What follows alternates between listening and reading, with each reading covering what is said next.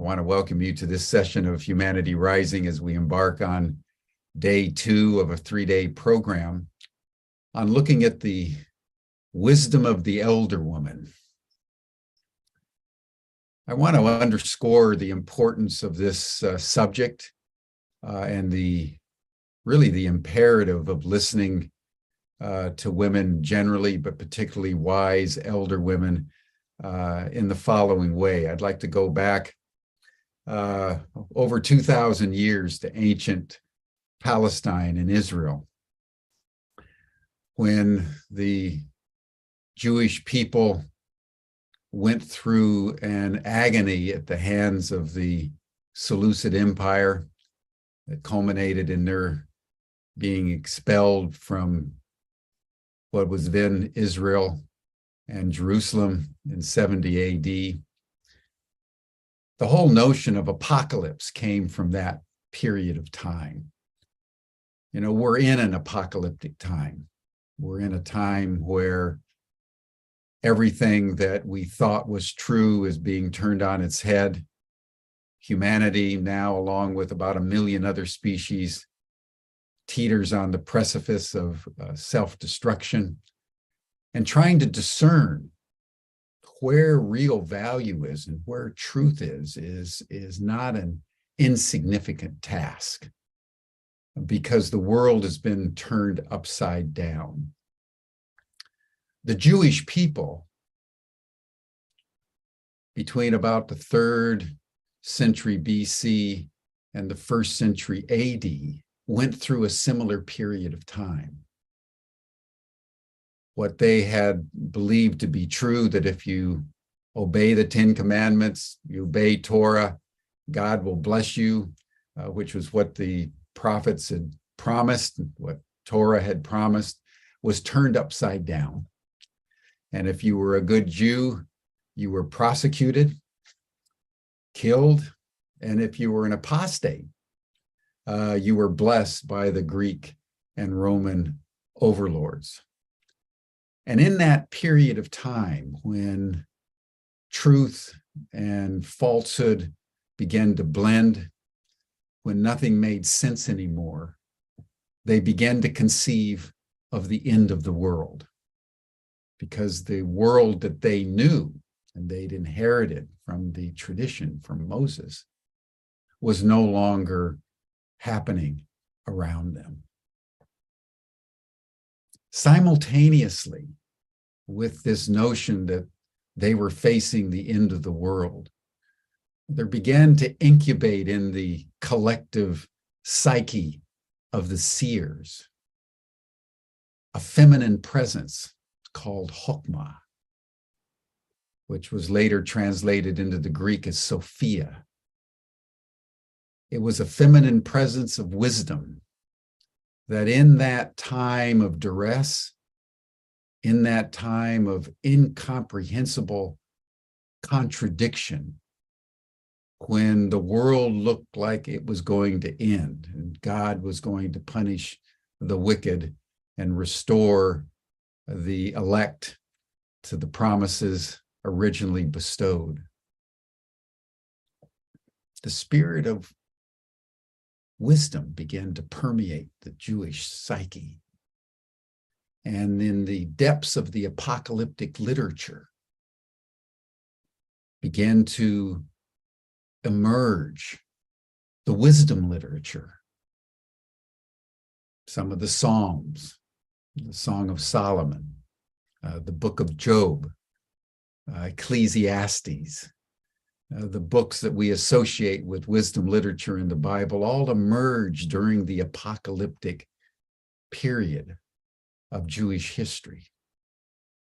And it was personified as a feminine presence of deep, deep wisdom, who, as it was said, was with God at creation and helped to fashion the very design of the world. There's much that can be said about that, but I think it's not an accident to me, as a historian and as a theologian and philosopher, that as the world is being deconstructed and we increasingly think about the end of the world as we know it, with climate change and all the craziness that's going on through war and financial and economic turbulence, that the women are being empowered, that the feminine is beginning to emerge, and that the wisdom that we seek is being channeled through feminine presences around the world as the goddesses begin to emerge, as monotheism begins to deconstruct, and the multiplicity of the divinities begin to make their presence felt once again in the human psyche, predominantly through an emergence of the goddess. So as we consider, as we're considering right now, the embodiment of wisdom in the elder woman, let us just reflect that the context for this is again an apocalyptic time. And therefore, the message that the embodied wise woman has for humanity is important to note and extremely important to listen to with the humility of eyes that can see and ears that can hear, as the scripture put it many thousands of years ago. So it's in that spirit of the feminine in a time of apocalypse that I want to welcome back Mary Frances Drake, who is the convener of our 3-day program. As I mentioned yesterday, she has been a professor of psychology at the University of Massachusetts in Lowell for 35 years. She's also been deeply immersed in spirituality, the psychology of women, is a priest and a bishop, in fact, of the Christian mystical tradition, and has very thoughtfully brought this program together. She's also offering a course at Ubiquity University at the beginning of next year, which we'll talk about more tomorrow. But Mary Frances, I just want to thank you for the timeliness and the depth with which you're bringing this particular thought form and presentation to Humanity Rising. The world needs to hear from the deeply wise elder woman. So welcome to the program, and I turn the session over to you. Thank you, Jim. It's a pleasure to be here again. I enjoyed listening to what you were saying this morning as a preface to today's session. And for those of you who weren't here yesterday, we were talking about what happened to us as women, what happened to our world that moved us so far away from the feminine, the expression of the feminine in women, and the reverence of the wisdom of feminine as women age, as elders come into a wisdom that is gold for the culture. So as I was hearing Jim talk about that apocalypse, I was thinking about the phoenix rising, the phenomena of the phoenix rising. And of course, there needs to be the end of the world as we know it in order for there to be something new. And in the Christian mystical tradition, that newness, that feminine, is called Sophia, also meaning wisdom. And in the old texts, it was considered to be the same as what got called the Holy Spirit later, the movement of energy between the manifest and the unmanifest world, the informant and guide for humankind. In the psychological sense, that would be something like self-realization or individuation in Jungian terms. So what we're looking at is helping the part of the feminine that had to go underground because of oppression and abuse and power struggles and the patriarchal society coming to the fore again after that old system has kind of imploded, which we're seeing in the world, and which is a scary kind of thing to think about. But if we're recognizing what happened to us and what we did with what happened to us as a race, as humankind, then we can also look toward what will we do next. And that's what I'd like to focus on today, is the experience of what we'll do next. How does this healing and rising up happen?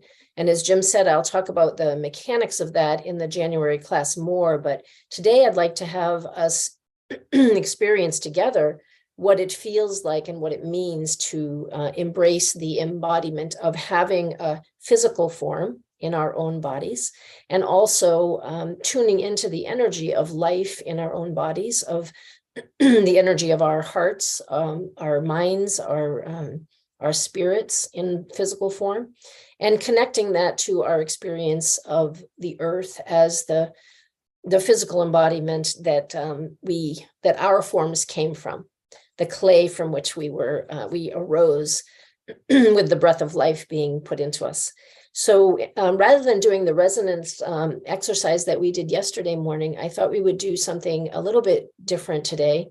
I'm going to play a video and audio by Ajit Kaur. She is a Sikh chant musician. And the song is called Haisaya. And Haisaya is a Native American word that means rise up. And I'd like to have this be our connecting meditation.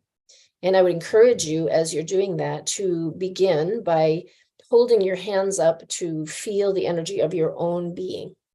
And you can do that with your breath. You can move your breath into your body and move it through the heart center, so you can feel it pass by in your hands. And that can instigate the feeling of energy that your own breath carries, the spirit and your particular being.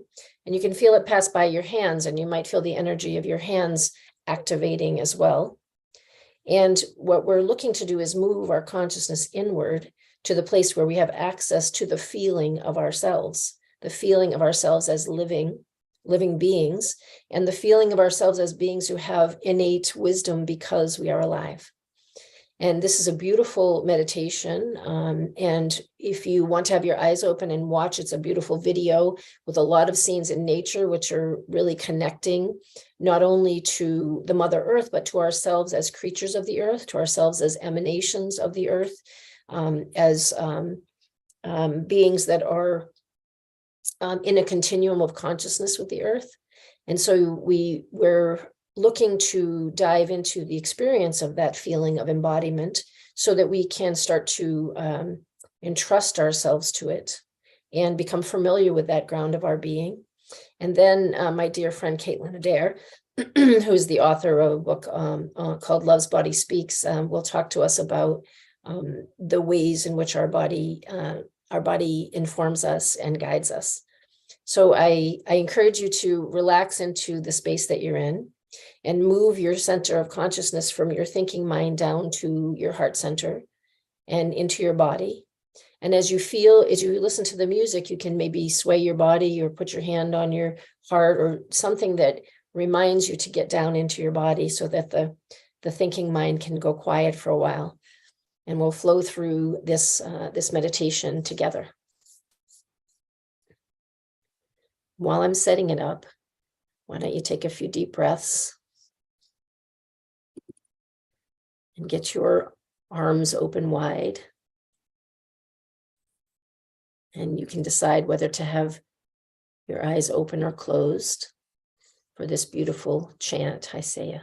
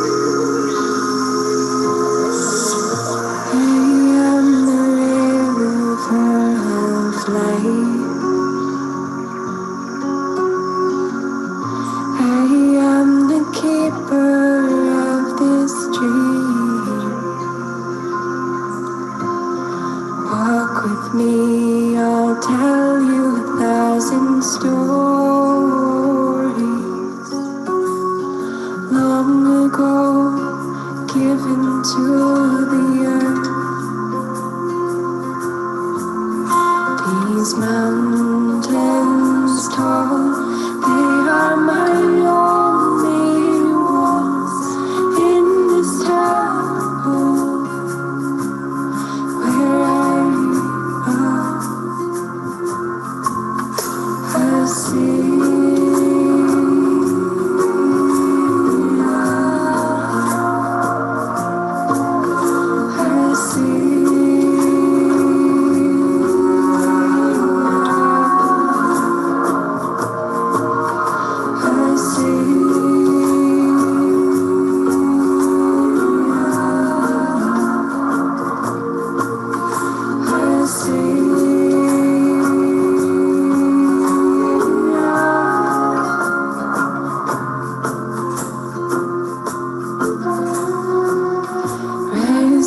my sisters, rise up. We are the water, the sacred cup. It's in our hands that all life grows.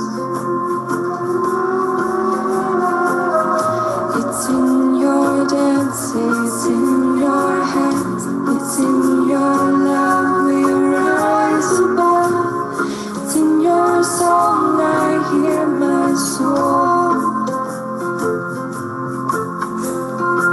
So rise up, my sisters, rise up.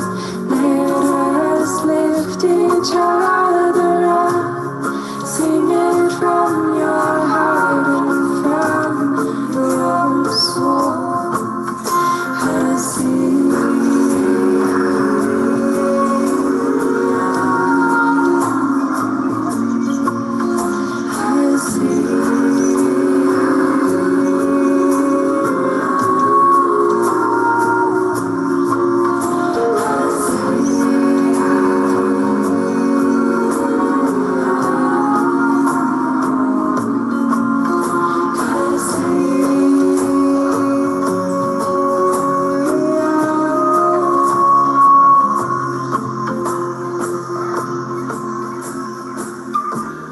Sun and moon, they shine together.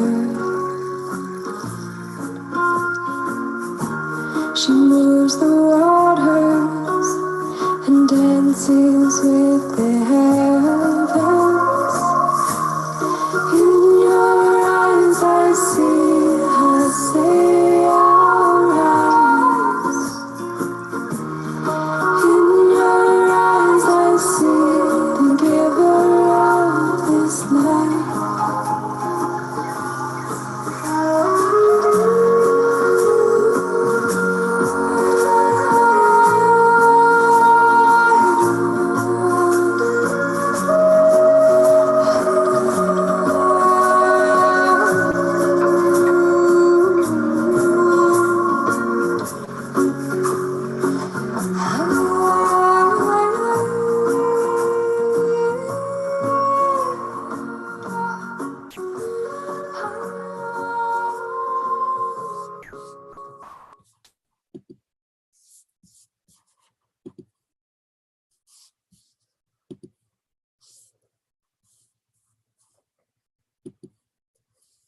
Let's just breathe for a minute as you let the resonance of that song and those images pour through your physical form.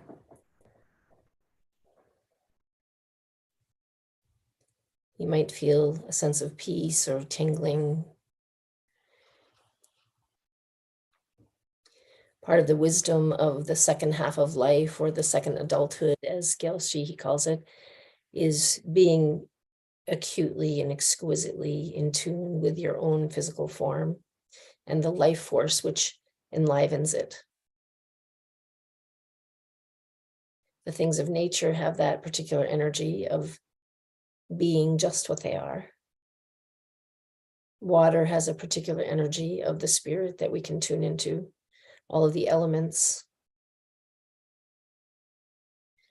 Most people feel connected in nature because Mother Nature is that wisdom incarnate in those objects, trees, mountains, rivers, ocean.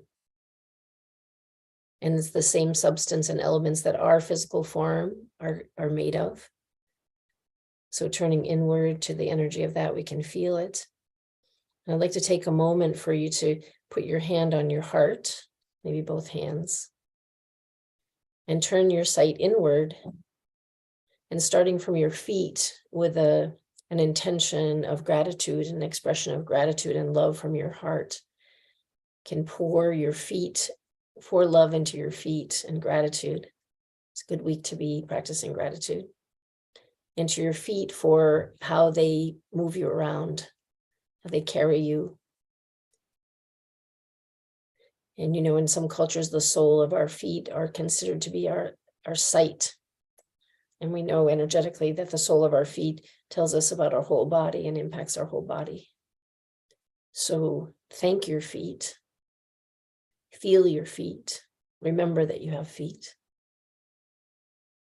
Many of us, through our experience, have been so separated from our body that we forget to acknowledge and love the vehicle that we move around in.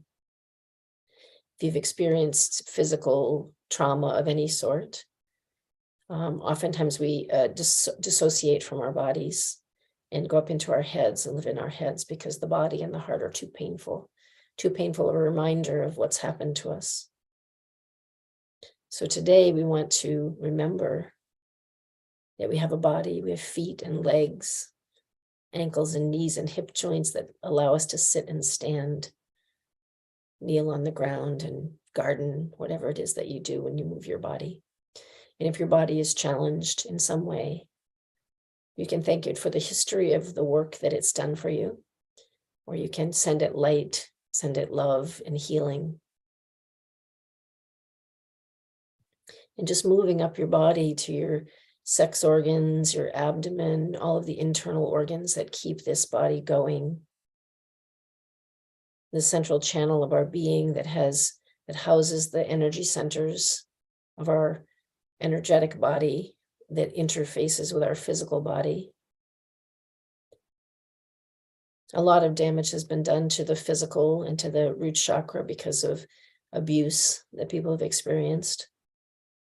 So we can re-engage that in a way that starts to heal it or continues its healing.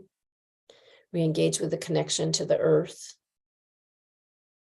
the groundedness, the confidence, the strength, the wisdom of the earth, the wisdom of the body. And moving up through that central channel to our area of creativity and the solar plexus, our feelings and fears. And then moving right up to the heart, to the center where our body and our spirit come together. The sign of the cross in our own form is the heart center. And with gratitude for a heart that has both a body and a spirit, we can go on to thank our lungs and our chests and our backs and our arms, our hands, for all the things that we can do, for all the sensations of the flesh that have been forbidden across time or diminished in importance.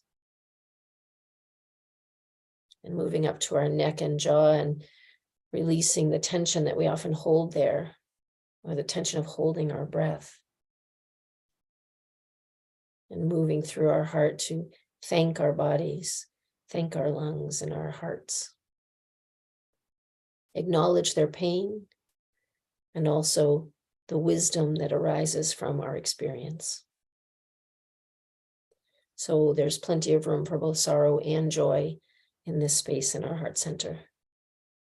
And that is where wisdom resides, at the joining place of sorrow and joy. Those both come from experience and paying attention to experience. And then there's our face, where most of our senses reside, our sight, smell, taste, hearing. What a gracious way to interface with this world that we have. And sometimes those things fail as we age. Sometimes we can't see as clearly or hear as well. We can't smell or taste. But we can feel. And we have other ways of knowing that amplify our physical senses. And then moving up from our face to the top of our head, where our connection to the spirit resides. And drawing it down into us rather than leaving the body to go towards it. Drawing it down into us, down into our heart, down into the root and into the feet. So there's a mixing of spirit and matter. That is what embodiment is. Having both of those things in the same space, revering both of them as sacred and necessary, and both of them as guiding us with wisdom and intelligence. And here, as we feel this in our own body, we can remember the resonant field that we created with our breath yesterday and send out the joyful understanding and remembrance of ourselves as embodied spirit, across the field that connects us all. We can send love and peace and joy. We can send healing, mercy, compassion. We can send forgiveness and grace. So any other point on that resonant field that we consider, any person or people that we have concern for, we can send out that intention to them across that resonant field and give them our blessing, our compassion, our support, our strength.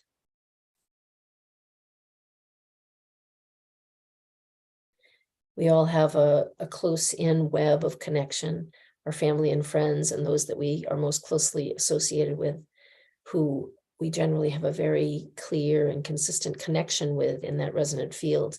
We might know when they're thinking of us or when they need us, and we might call them. I'm sure you've all had that phenomena. So you can send that out to those people, or to the wider people of the earth who are suffering, or to the whole of the earth itself. You can see the whole of the earth resonating with peace and love and healing and gratitude. So there's so much power to embodying our spirit, because we have access to this realm where spirit and matter interface. And that is the making of the unmanifest dream manifest, by using our attention and intention to move into form that which we know is possible, that more beautiful world, as Charles Eisenstein says. So rather than breaking the spell of our resonance here with a lot of talk about these things at this moment, I would like to invite my dear friend Caitlin to come and speak about her experience of the intelligence of her own body and how it's guided her through her days. Maybe some about her book, Love's Body Speaks, which is all about the embodiment of the spirit in form. And I'd like to incorporate in that the idea of the sense of touch and the intimate embrace of sexuality as part of the embodiment. So all of these things, I've had many beautiful conversations at Caitlin's lovely Airbnb that's called The Sanctuary, where she is a master gardener and earth mother, cooking magnificent, healthy foods and loving people up and providing a space for people to re-embrace or reconnect with their body. And her husband, Peter, have created a beautiful space, outdoor space that has features of all of the elements, water and fire and air and an earth mandala that they've recently completed, that is just a glorious place to spend time connecting to the spirit. So I'm going to let her tell you about that journey that she's had as one of my friends and one of the people that's helped me along my way. And I'll give you into her good care. Caitlin. Okay. First of all, I want to say how grateful and humbled I am to be able to be here today. So thank you, Mary Frances and Jim and everybody else who's involved. Yeah, so the body, my body, our body, the body of the earth, this is all the same thing. Body is, matter is matter and spirit. We define them as being separate, which we were just talking about. Certainly our culture does, and our religions talk about or give us the idea that the body, that the spirit and the matter are separate parts of reality. But I had a revelation a long time ago. I was in a workshop with that was led by Richard Moss. This was many years ago in England, and I had this. I was standing about 3 feet away from a beautiful man, and we were standing there with our arms outstretched and singing "How I Love You" to Pachelbel. And we kept our arms out for like about an hour. which is impossible normally. It's impossible. It takes about 10 minutes, and then your arms feel so bad that they have to come down. But the point of this exercise was that we were communicating with each other how absolutely essential love is. And what I got, that is not only love, but love between the masculine and the feminine. And this doesn't mean a man and a woman. In this case, it happened to be. But the message I got is that spirit loves matter, spirit being the masculine, on the yang or whatever. Spirit loves matter and makes matter's life possible. And matter loves spirit and makes spirit manifest. So it really is. I was just talking with my husband the other day about the yin yang symbol and how profound that is. You know, it's not just this little thing that you put on your car, you know, that, oh, okay, it's got a seed in each. And I mean, that's nice. We all know that aspect of it. But there is such a deep truth in that about interpenetration, especially of the masculine and the feminine.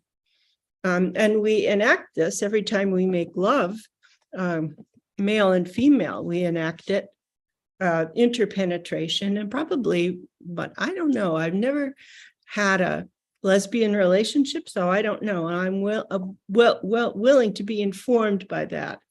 But certainly with the lovemaking I've done, there's just an extraordinary interpenetration that we are embodying at that point. So just to bring that forward and embrace the wholeness of that. And in that, in the act of making love, it's possible to create another human being. And isn't that extraordinary? You know, when there is a true interpenetration of spirit and matter with love completely surrounding, what you have the possibility of a completely new being coming forth. So that's the symbolism of that, I think, is really, really powerful. So a little more about sexuality, just I guess to say that it's a very, very powerful force. We all know that. And I think that in our culture, we've all been damaged. Our sexuality is damaged, no matter if you've been abused or not, because of the mistakes or the errors in the way our culture understands sex. We understand sex at about 1 or 2% of its power, of its deep power to heal and to transform, and again then to create a new being. It's just absolutely extraordinary. So as with most things, our culture just goes to the very top. But I'm here to say that that sex can be very, very healing, powerful healing force in the body. So I hope that if you have been wounded in some way, that you will go inside and find the wound and feel it, and then it can be healed. That's the short version of how to heal yourself of anything, really. You have to go in, you have to identify whatever it is that's hurting. You have to go in and say, oh man, that hurts, either physically or emotionally. You have to find the hurting piece, the wounded piece. You have to, and then you feel it. You feel it. And just in the act of feeling that, the wounding, that's the beginning of healing. I've probably gone through that process thousands of times in my life. And so I've come to see that the body and the psyche and the mind and the spirit or whatever, emotions, all of those things that we have different words for are actually one thing, part of a wholeness, and that it's possible to heal your body and your spirit and your emotions. It's possible to heal it. My body has healed from all kinds of things that it's not supposed to have healed from. The simplest one to tell about or to say is hay fever, what they used to call hay fever or pollen allergies. That was the simplest and the simplest one to heal too. But those things aren't supposed to go away. And yet I went inside and I felt what the sensations really that were given to me to feel. And I did that every morning for about 2 weeks. And I haven't had a pollen allergy since then. That was about 25 years ago. And all because I was willing to go in and feel. And again, that's why our culture, one of the ways in which our culture is so wounded, because we don't know that. I mean, it's like everybody ought to know that, and that's a feminine way of healing, is by feeling. And the masculine, rational way of healing is our medical system, which sometimes works and sometimes does wonderful things, and sometimes doesn't, because it is not, they're not trained. They don't recognize the value of the body, of the interior of the body, the feelings, the emotions, the spirit is not given much credit at all, if any, by our culture, because if it was, then your doctor would be allowed to take more time with you to listen. Listening is a feminine quality. And even that, because of our the way our insurance works, you barely have any time to actually be with the person who's supposed to be helping with your healing. So yes, you can use medicine and surgery if you want. I mean, I had surgery last winter, which is another interesting story.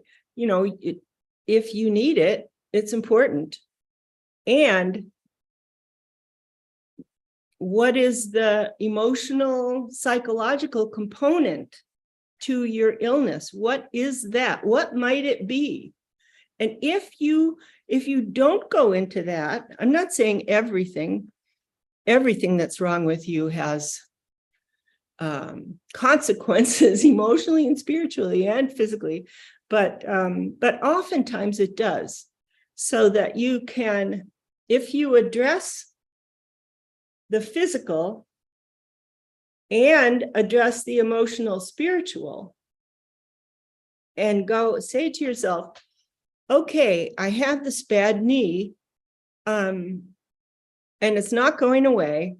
And what is it? What is it about? What might be an emotional or spiritual wound that might be in my knee? Just ask it as though, what might it be? What might the emotional, spiritual aspects of this illness be?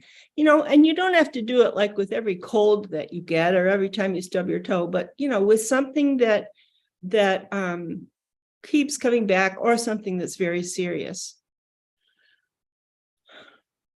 like cancer, which I had last winter, preceded by about a 2-year period of poor health that was kind of mystifying. I didn't know why I was feeling bad and why I couldn't seem to get feeling better. Well, finally, I got a diagnosis of colon cancer, and I thought, oy, that was huge, and it was terrifying. I was absolutely terrified. And so I went inside and began, as usual, to work with the emotional and spiritual causes. Why might I be, why has my body given me this illness right now? Why do I think? What are the hints there? And the biggest hint I had was fear.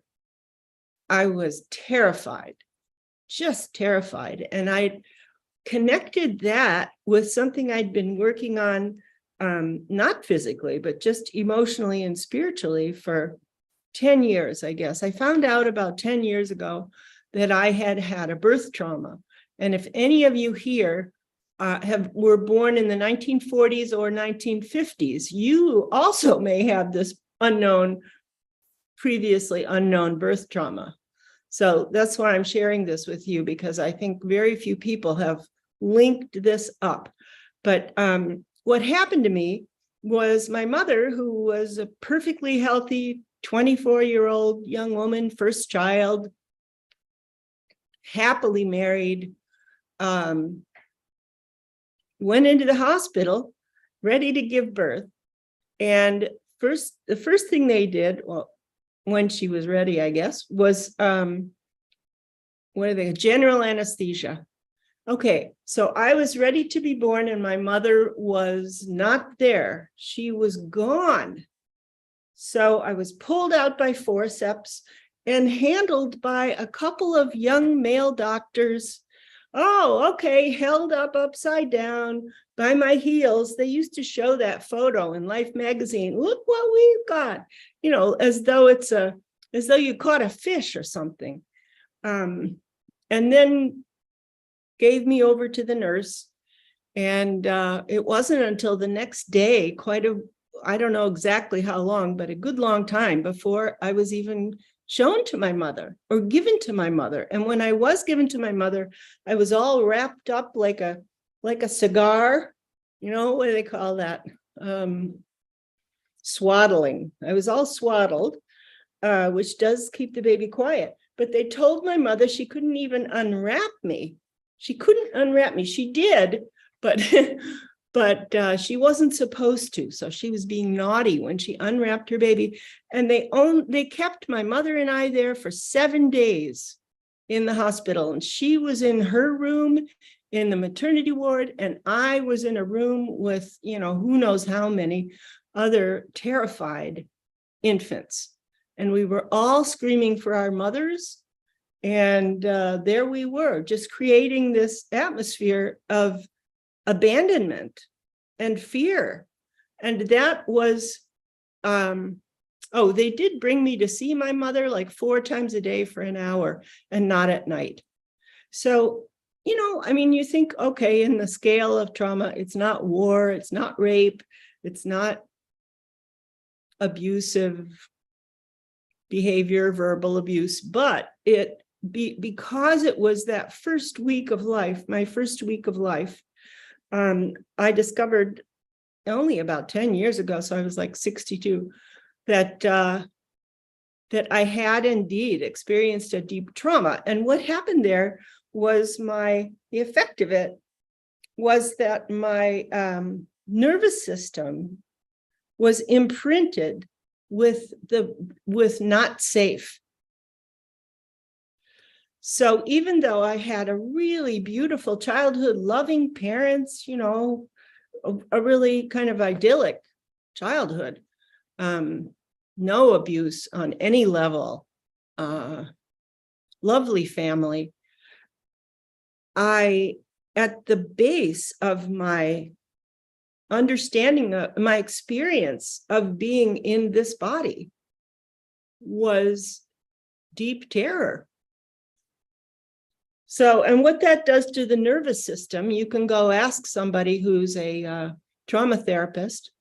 But my experience was that that I don't know exactly what it screwed up in me, but I know that whenever I had something that upset me, if I traced it down, which I have been given the gift of being able to do, I would just come to such a deep fear. So there was this big in its first chakra. It's like existence. I was born, and there you are, you're beginning, you're at the first chakra. You come out of your mother's first chakra, and there you are. This is survival.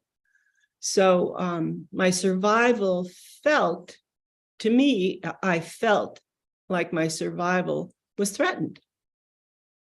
And I believe that that's what caused my cancer, and I was terrified of cancer. That's another thing. I'm not quite sure why, but I've been terrified of cancer my whole life.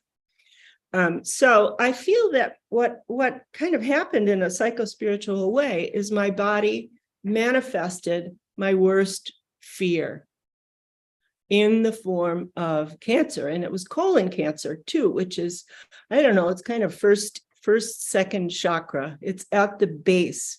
It's at the base again, the beginning, the very beginning, and the root of who we are, of existence.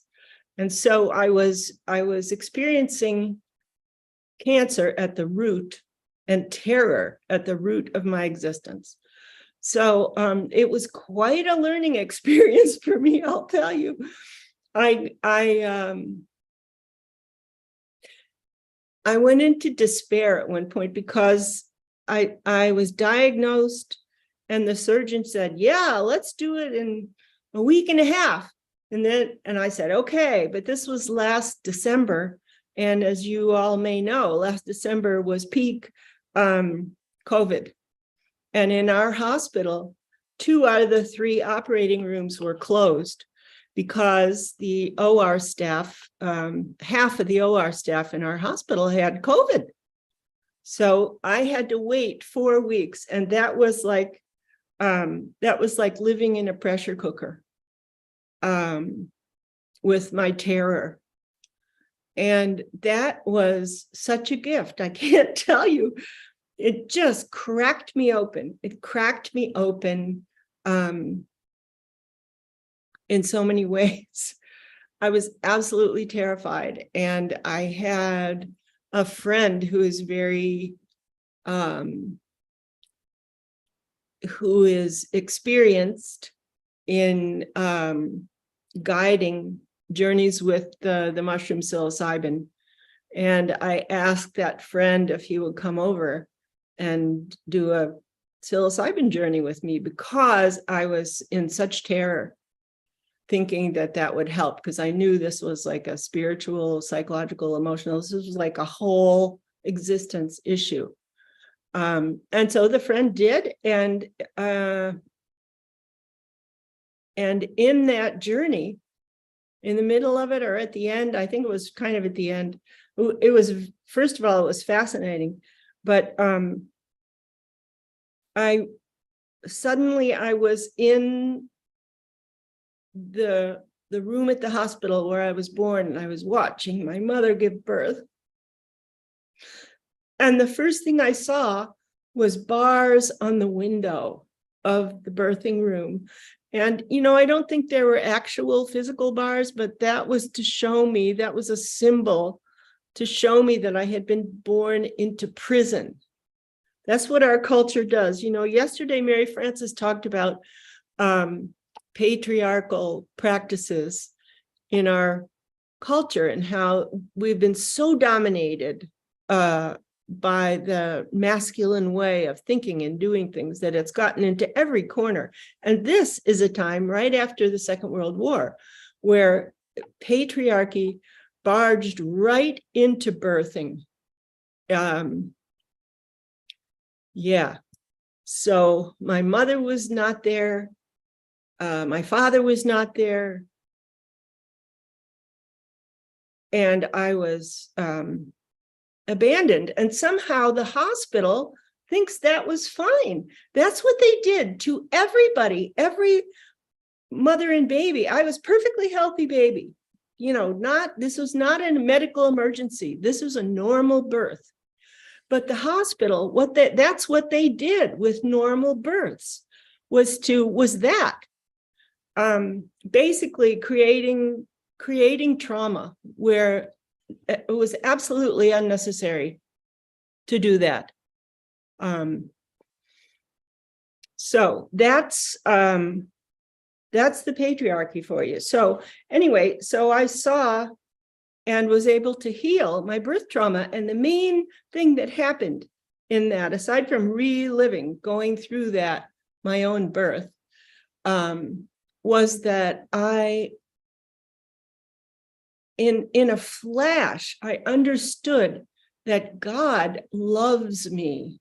God loves me.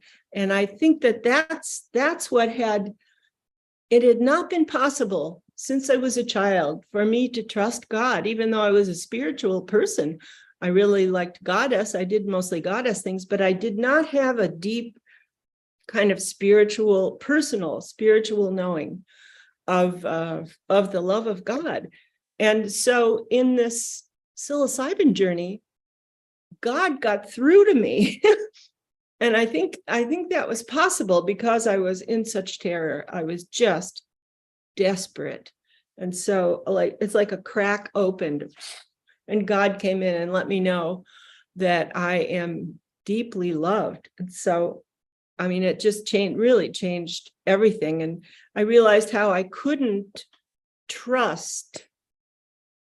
I couldn't trust existence before that. I couldn't, because it felt, again, not safe to be here. What the hospital did made me feel not safe to be in a body on the planet. So I couldn't trust God because that was like before, because that was giving authority outside of myself. And I had to be the one that was the authority over my body, because otherwise, because my mother wasn't there or my father when I was born, they weren't there for 7 days. So I'm saying this to let you know about the damage done by the patriarchy getting itself into birth and the way we think about things in the hospital. Really, really damaging. And also to let you know that it can be healed no matter how damaged you are. I mean, Mary Frances herself has had lots of trauma around sex and abuse as a child. I didn't have that. I just had this birth experience. But in both of our cases, even though the trauma was very real and very deep at different times of our development, we have been able to heal it. Both of us have healed our trauma. And, I'm continuing to heal that. But just to say that it is absolutely possible. And the only thing that you have to know is that it's possible to heal it, and I've always also had help. I've had help. I've worked on the physical and I've worked on the emotional, spiritual, psychological. You can't just do one side of it and expect to be healed.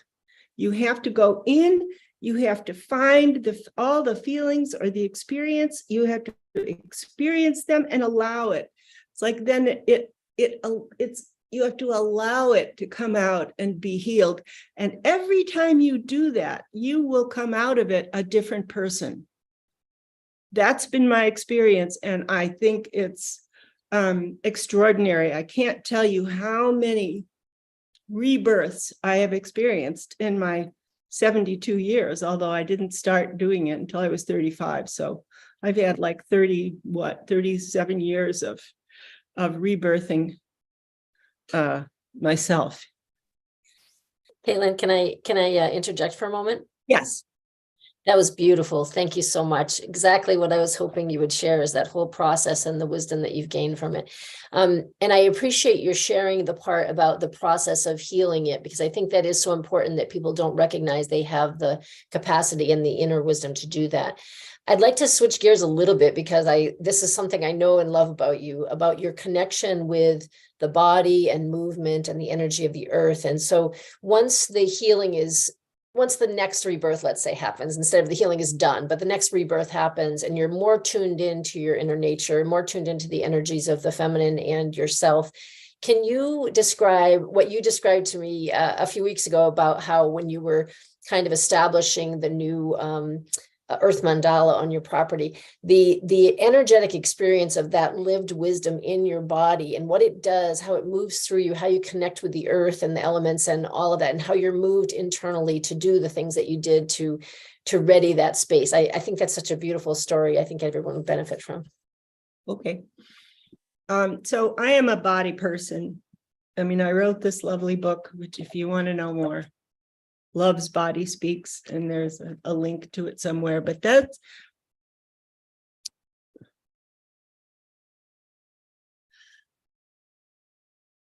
is from my experience. I'm going to go back, sorry, Mary Frances, of going in. And then when you go in, when I go in, I've been really blessed with a ability to move from that inner space. Like, I'm going to do it here for you.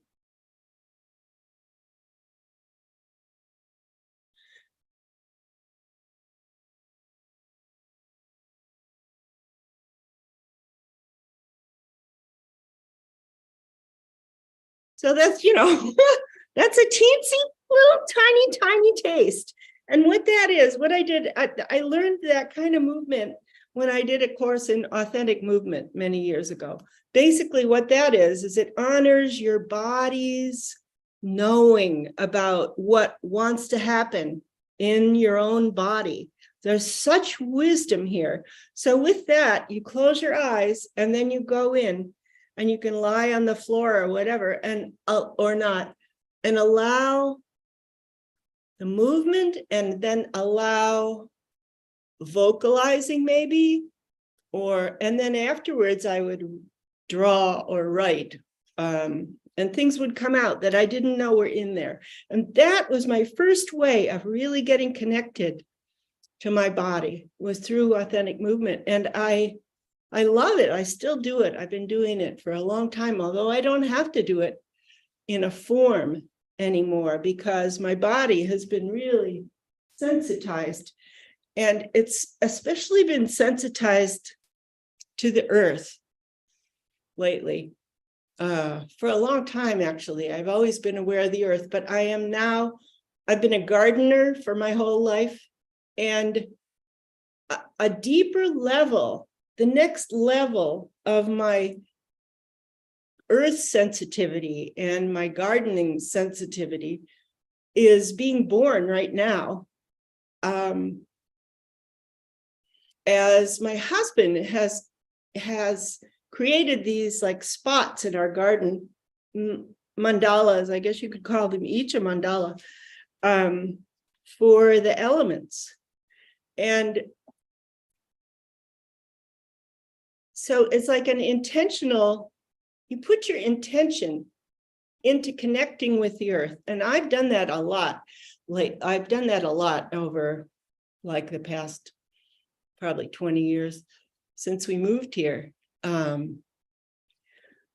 if you do that, if you just go out in your garden and sit quietly and ask a question, you will get an answer from the earth or the garden. And that's kind of how our whole garden was constructed, is by listening to the wisdom that was there in nature in this spot. So the garden, I guess you could say, told Peter to make these elemental locations. We don't really quite know what to call them yet. And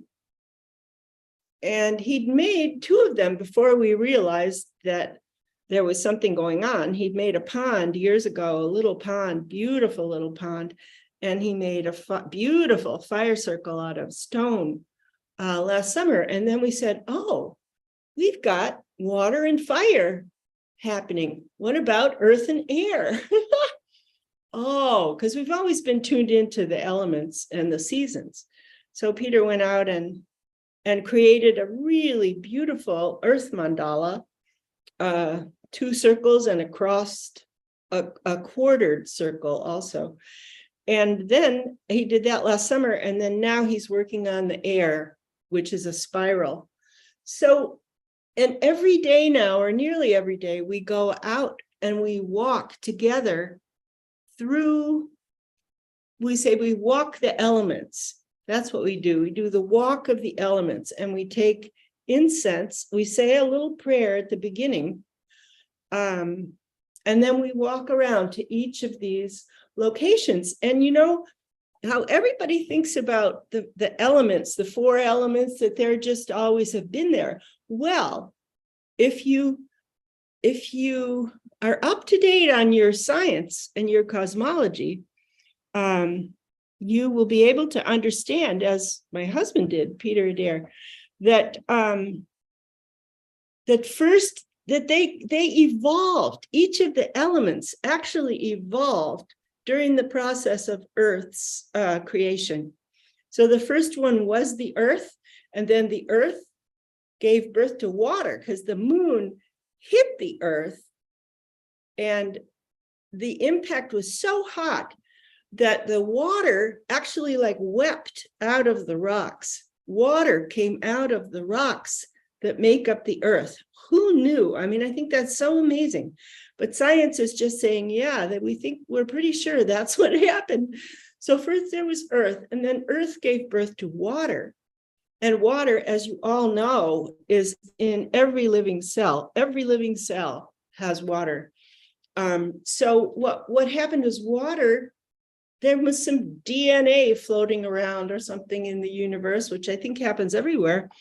And the oceans, once they cooled down, was where life started. So the water, the oceans, gave birth to life in these little single-celled organisms. We call them blue-green algae, or we used to anyway. We got some other longer name now, but basically you've all heard of blue-green algae. Well, that's where our oxygen comes from, because the blue-green algae ate up all the food that there was for them, whatever it was, in the ocean, and then they were starving until one of them discovered how to eat the sun, how to get sugar from the sun, which is photosynthesis. Photosynthesis is the kind of the foundational requirement for life: water and photosynthesis. And life itself created, water anyway. So water created life, and then life, because as we all know in photosynthesis, CO2 goes in and oxygen comes out. Is that right? Yeah, Peter says, yeah. So oxygen is a byproduct of photosynthesis. So over millions of years, maybe a billion, I don't know, the photosynthesizing that was going on in the ocean of these little single-celled organisms created our atmosphere. And the atmosphere then had 22% oxygen, and also there were, by that time, I guess, at some time there were plants had gone onto the land. And when the plants die, what you have is fuel. So fire was able to happen. And you know, I didn't know this, but the earth is the only place we know of in the universe where there is fire. So it's an extraordinary creative planet that we're on, extraordinarily creative universe. So all these elements, we're understanding them at a deeper level, and also at the same time, understanding that we are that process. We absolutely are. The evolutionary creativity of the planet is right here with each of us in everything we do, and that is who we are. We embody the creativity, the divine creativity of the universe. There you go. Thank you, Caitlin. That's beautiful. That's beautiful. I appreciate that so much. So I want to just put a little container around all that you've said mostly today. And I really appreciate your sharing your wisdom so freely with us, because I think this is the wisdom, I like to refer to Gail Sheehy as the woman who gave us a structure for our aging process and what it could look like. And she calls the 70s the sage 70s.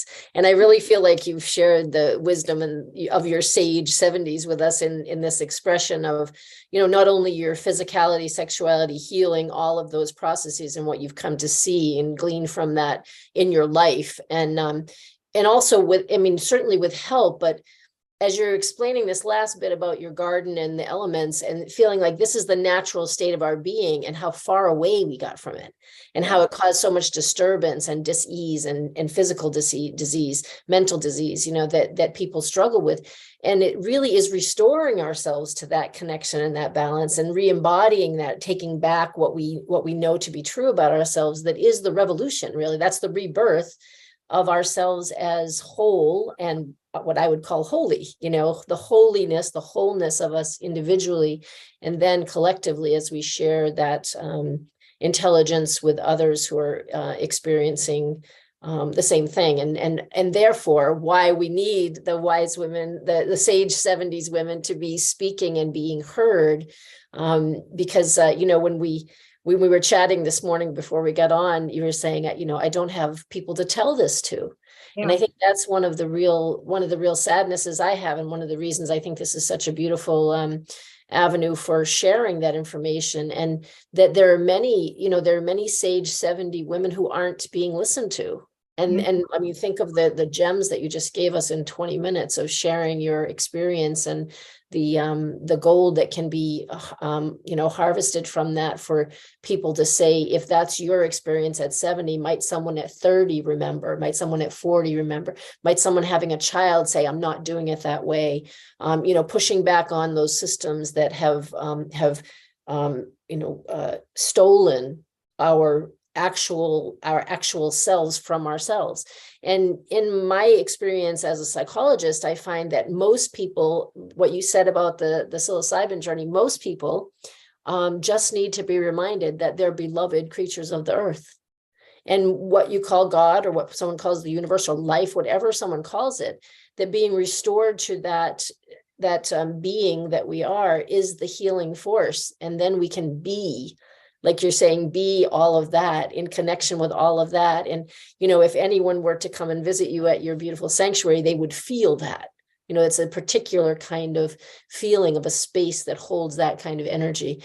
And that's why we go to sacred places, right? We go to restore ourselves to the feeling of it and then maybe recreate it in our own space, or help move the energy in a different space to recreate it there. And I just wanted to share one story before we go towards our questions about my experience with Caitlin. I've known her. I actually stayed in her Airbnb. That's how we met. And and we were in mutual support of our publishing of our books. And so that was a beautiful process and continues to be with her and her lovely husband, Peter. And I was thinking about the freedom that I see in you over these years that we've known each other, the freedom that's coming to the front of actually just being that you just described, being in connection with the earth and with yourself and with movement and with the elements, like all of it as a flow that is expressed through everything that you do, through when you make your rose petal jam, to the tinctures that you make, to the food that you cook for people when they come, to the beautiful art in your space. Every single thing there is done with attention and consciousness and love. And it's a felt experience. It's not a mental experience. It's a felt experience, and rightly called the sanctuary because it feels that way when people go there. It's a sacred place where you can be restored to remembering yourself in that way, So I think that's the medicine. That's the beautiful medicine that your space and your what you and Peter have there and what you do for people.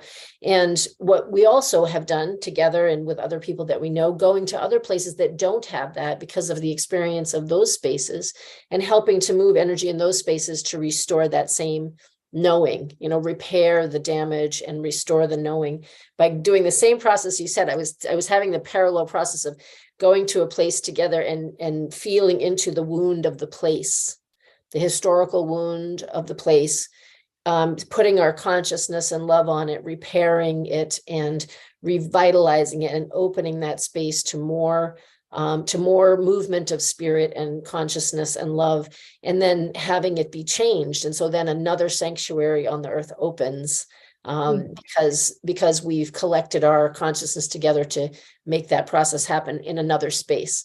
And that's been a beautiful journey to have along with you and Peter as well. And I'm really grateful to have had that. And I wanted to speak that too for many of the people here who know about Ubiquity's Wisdom School that goes to Shatra each year. And that's a place where that is intentionally manifested as well. You know, it's a sanctuary where that's manifested. I see that someone just asked where you are, Caitlin, and I'm just going to say that she's in Westminster West near Putney, Vermont, and you can find her on Airbnb at the sanctuary if you'd like to experience this beautiful experience. And her book, Love's Body Speaks, is available on lulu.com, and it's a lovely, lovely book about sacred sexuality and conscious connection in the physical, and I highly recommend it if you want to hear more about Caitlin's beautiful way of thinking and being, and her relationship, which as a counselor of couples, I have 3 or 4 relationships that I use as my supreme examples of functional, loving exchanges in relating, and Peter and Caitlin are one of those. And so that is a beautiful expression and example for how that can be done in a way that is embodied and conscious. And I think in our culture, you were speaking about how sexuality has been so, you know, it's been so made into a recreational sport or something and also there's so much pornographic quality to it that it's not showing what the actual expression and intimacy is meant to do, which is to unite people, to remember that we are united. You know, that's remember we're united, and it's a healing force. And that's not about like free love and sleeping around and orgasms. And it's about connection on so many levels. And that's such an important thing that's been, taken away and, I don't know, it's been mutilated and made into something so distant from what it was meant to be. So another force of that kind of, I don't know, I could call it patriarchy, but I don't know what to call it. It's so oddly unhuman or inhuman to think of it, and all of the things that come out of that, like, sex slavery and all the things that come out of that bastardizing of something that's meant to be sacred and beautiful. So that's I know that's a lot to encapsulate in our conversation today, and it's been beautiful listening to you and having you here with us. I appreciate all that you share, and looking forward to having you and Peter over for Thanksgiving this week. and I'm sure we'll talk more about that. So I wanted to make sure that we kind of wrap up today in thinking about the topic for today was quitting the insidious beauty contest. And I think that what we've experienced, I hope you have, I know I have listening to Caitlin, is that life is the beauty. The life in every person, the life in every element, the life in every experience is the beauty that we can be involved with. And it's not a competition. It's not a contest. It's an expression. It's a movement of spirit in form. It's a dance of life. It's the wisdom that comes from being in a body and relying on the body to inform us of things. And as a therapist, I would say that the body is kind of the spirit's last line of defense. If we don't pay attention inwardly, or we don't have access, let's say, to inward information, then it's going to lodge itself in our physical form. And you may be familiar with along with Love's Body Speaks, there's another book called The Body Keeps the Score, which is about trauma and how that gets embodied and, hardened into our form. So touching on all of these things that we've been talking about, and thinking forward to tomorrow's session with Carolyn North, who is also an author, an 84-year-old, and someone who's going to talk about her experience of aging and the prospect of death and dying, which is the ultimate outcome of our living. Not the ultimate, but the next transition, let's say. And then that in January, there'll be a 4-week class that is going to be talking about how do you go through this process of becoming aware of all the things that have taken us off course to that beautiful world, or that beautiful knowing that we are beloved. And then going towards healing, waking up to ourselves in this way that Caitlin has so beautifully described today, as beings that are both matter and spirit, and tuned into that in our everyday life. And then looking forward to, like, what is the body? What is the spirit telling us about what we're here to do, and how we fulfill or manifest the world that we know is possible, and also the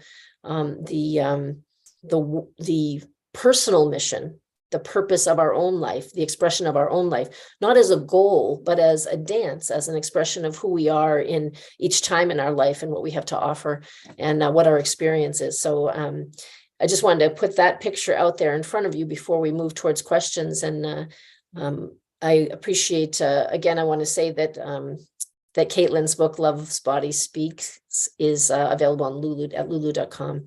And my book is Dancing in the Doorway. That's available on Lulu and Amazon. And that's about my experience of all these things that she's talking about. So we encourage you to not only read other people's accounts of those things, but maybe to investigate and write your own story of what happened to you, what you did with it, how you can heal from it, and then how you get reconnected to that essential nature of yourself. Someone's asking us to put the books in the chat, and I will do that. So I'm going to hand it back over to Jim for questions, and I'm just going to type the name of our books in the chat.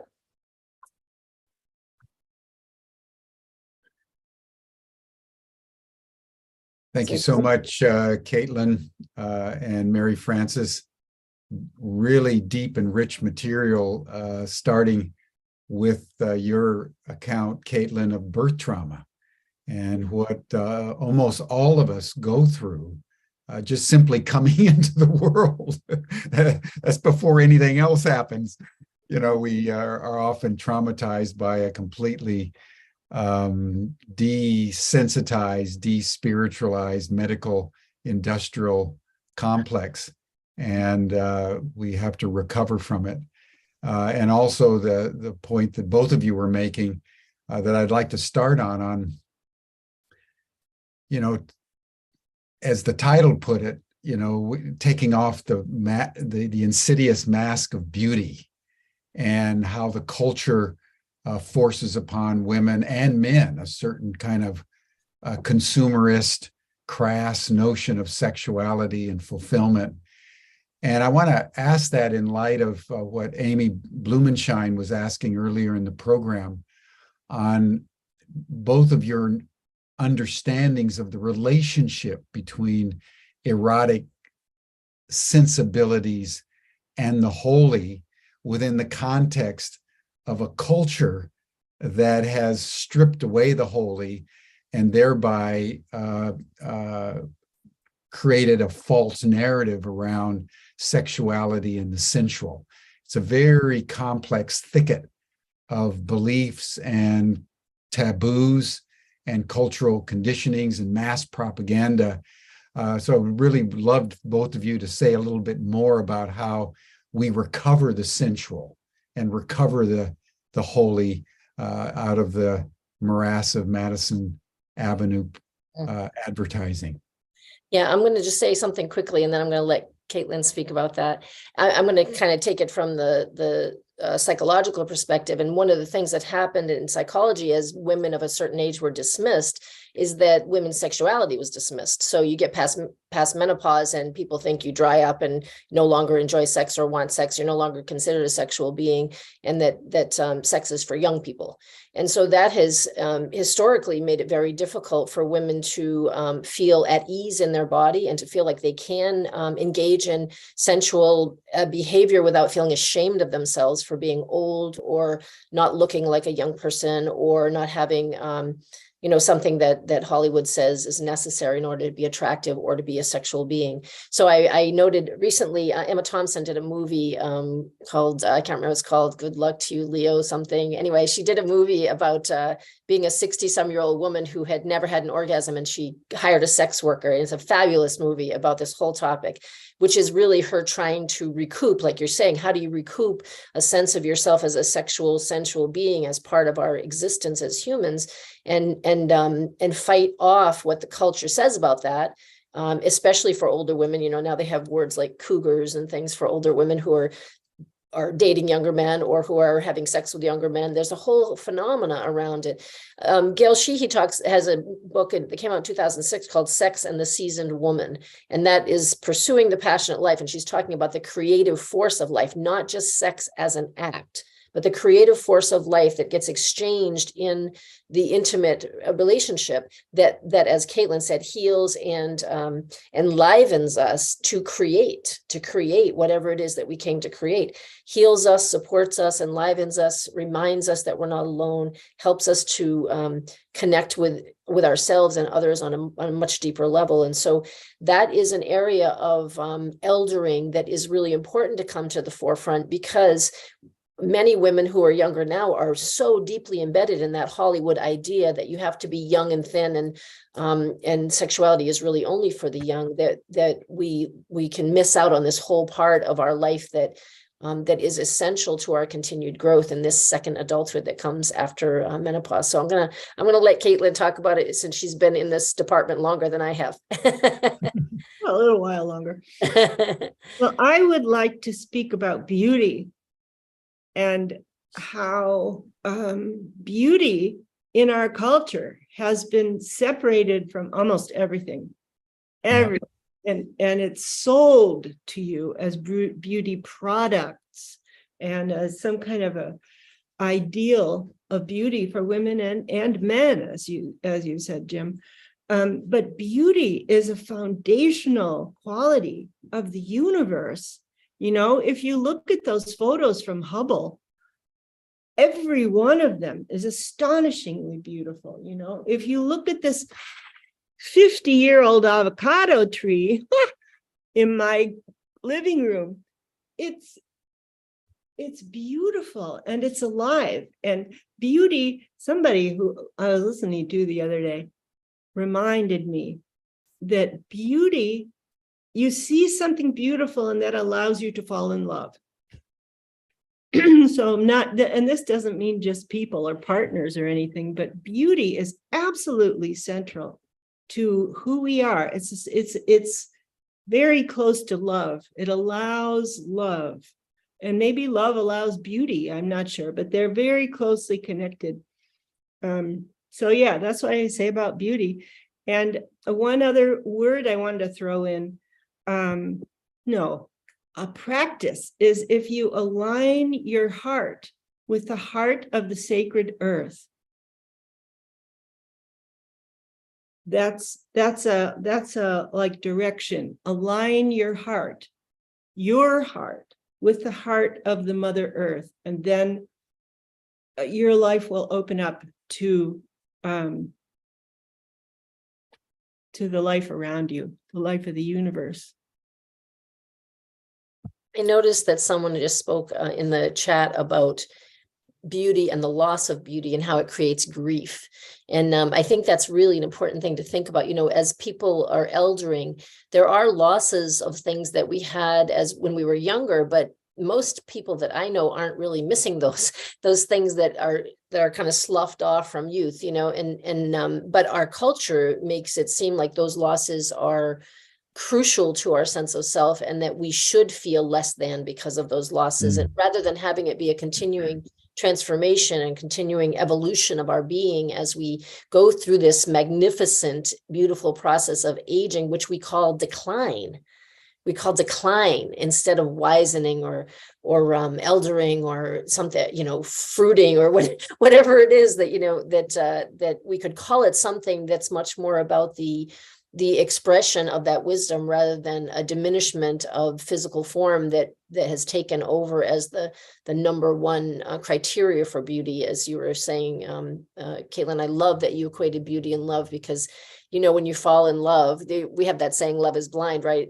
Your beloved looks beautiful to you, no matter what they look like. You look beautiful too when you fall in love. That's right. You feel beautiful and you exude beauty, right? You are beautiful. Yes, you are beautiful. That's right. That's right. You are beautiful. Yeah. So I think that, as we're talking about it, I feel my heart opening to the reality that gets so overshadowed. And I think, to your question, Jim, I think the way out is for women of our age and men to express that exquisite intrinsic beauty, and people will see that as a shining light. Like, how are you doing that in the face of all this propaganda that says you should feel ashamed of yourself, or you should feel not beautiful, you should hide away, you should be quiet, you have nothing to offer, and you just do it anyway. You shine anyway. And in doing that, we light the candle of others to shine, and then more of us are shining. And then that creates the more beautiful world where we're allowed and expected and accepted, shining our own light, whatever that light looks like, the beautiful myriad uniqueness of each human being that has so much love to share and so much beauty to share because of their uniqueness, not because of a competition that is your beauty the same as someone else's. No, our standards of beauty, in fact, everything that it has high status in our culture is something that appeals to young men. High status job is a job that young men would compete for. Competition is something that young men enjoy. Beautiful young women is something that young men enjoy. Older women, not so much. So, if we can take that standard and see it for what it is and how shallow it is, it's fine for a young man to have those standards, I suppose. But for our whole culture to take that on is so narrowing. It gives us, a 1% view on beauty of everything and reality. Yeah, thank you for that. And it's worth just noting that it's very specific to Western culture. In the Eastern culture, I grew up in Taiwan, and in the Chinese culture, where the elders were revered and respected very, very deeply. So it's just worth just noting that this is a peculiarly Western civilizational, and I would say uniquely American fascination with youth and beauty in a sexualized form. So it's worth just noting very, very quickly, since you've raised this issue of beauty, Caitlin, what Diotima, the old crone, taught Socrates about the relationship between beauty and love. And she said that love is the mediating intelligence that binds all things together and leads them to the ocean of beauty. Oh. That the reason why we love is because when we're in love, things become beautiful. And so that even love bows before beauty, because that's the essential quality of the entire universe. And that's why Pythagoras called the universe cosmos. That means ornament, jewel, in the Greek. So this awareness of beauty, as you've been bringing it into our conversation, is such a profound awareness that it warrants its own category of discourse. So thank you for that. Thank you very, very, very much. And I want to respond to someone's question that the movie I was speaking of, Good Luck to You, Leo Grand, it's called, Emma Thompson. Good luck to you, Leo Grand. Yeah. So Mary Frances, tell us a little bit more about tomorrow. Okay, this is a nice segue into it too, because one of the things about the wisdom of eldering that happens in our culture is that when you have women like Caitlin and like tomorrow's guests, Carolyn and myself, the dismissing process happens when the generation between our age and our grandchildren's age decide to be a gatekeeper to that wisdom and keep the wisdom of the elder from the young people. And so that, I think that is an essential part of breaking down this cultural intergenerational malaise of the older is just crazy and doesn't know anything. And so a couple of women were saying, I love this age, I'm 74, I'm 60 something, you know, I love this age. And it is true that, you know, our children have been raised in that same milieu, and seeing us go outside of the norm, standing up for ourselves, when it's one person at a time, it looks like you're just a crazy old lady. But if it's a lot of people, if a lot of women are standing up, then it becomes a force that no longer needs to fight the old, but embrace the new. And then that creates its own momentum towards having the wisdom of the elder be received and respected in the ways that you're talking about in other cultures. And that is, I think, what is happening. This is the tide, the tide of the elder woman. That's the rising of the feminine, and the, you know, what in the many ways we express that, the return of the goddess, the rising of the feminine, the balancing of the masculine and feminine forces on the planet. And so that is I'm seeing it everywhere. It's very happy for me to see it everywhere and hear it everywhere, where people are saying either, yes, me too, or I want that too.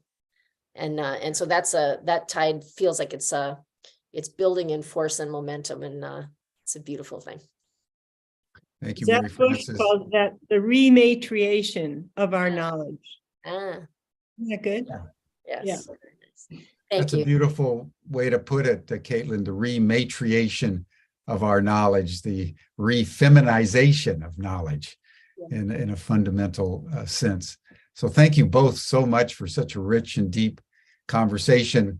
And in that spirit, I want to just bring everybody's attention to something that we're doing on Humanity Rising at Ubiquity, just for fun during this time of Thanksgiving, where everything is being consumerized and commodified, and we're urged to rush to the stores for Black Friday. Well, we've decided to replace Black Friday with Back to Freya Day. Freya being the Scandinavian god of love. So we have a campaign. I put the link in the chat, but if you go to Back to Freya Day, FREYA.com, we're inviting people to reject the god of consumerism and embrace the goddess of love. And we're offering a whole array of about a dozen courses for people to take, just to remind ourselves that we don't have to be consumers. We don't have to submit to the patriarchal commodification of the earth, of our bodies, of wisdom, of nature, of just about everything that they can get their hands on.